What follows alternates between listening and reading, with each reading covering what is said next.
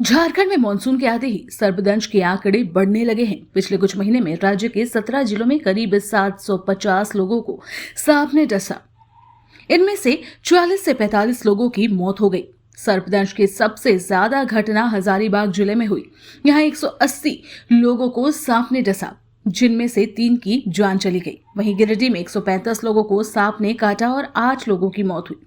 सर्पदंश से मौत के 2 बड़े कारण सामने आए हैं।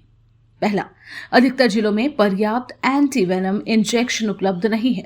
दूसरा, अंधविश्वास के चक्कर में फंस जाते हैं, वो झाड़ फूंक कराने लगते हैं, जिससे मौत हो जाती है। सर्पदंश की घटनाएं कितनी तेजी से बढ़ रही है, इसका अंदाजा इसी से लगाया जा सकता है कि राज्य के सबसे बड़े सरकारी अस्पताल रिम्स में 15 दिन में ही सर्पदंश के 73 मामले आ चुके हैं। इधर स्वास्थ्य मंत्री से एंटीवेनम दवा के बारे में पूछा गया तो उन्होंने स्पष्ट आंकड़े के बजाय केंद्र सरकार से मिलने वाली दवाओं के अनुदान पर जानकारी दे दी। हालांकि उन्होंने कहा कि सांप काटने की दवा राज्य में उपलब्ध है।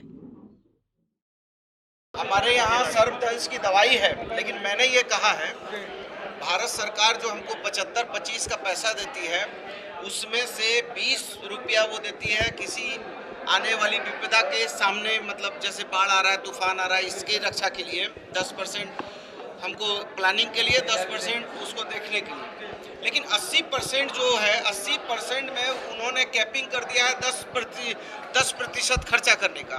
तो हमने उनसे निवेदन किया कि आप उसका कैपिंग हटा दीजिए, उसको 50% या तो कर दीजिए, या राज्य का जो आपदा है जिसमें सर्पदंश भी है, जिसमें वज्रपात भी है, जिसमें हाथी का मारना भी है, उत्खनन भी है, जिसमें जो है हमारा बाढ़ और तूफान भी है, उसको आप राष्ट्रीय आपदा में ही घोषित कर दीजिए, ताकि हम जो है उससे जो हमारे राज्य में जो नुकसान हो रहा है उसकी भरपाई करेंगे।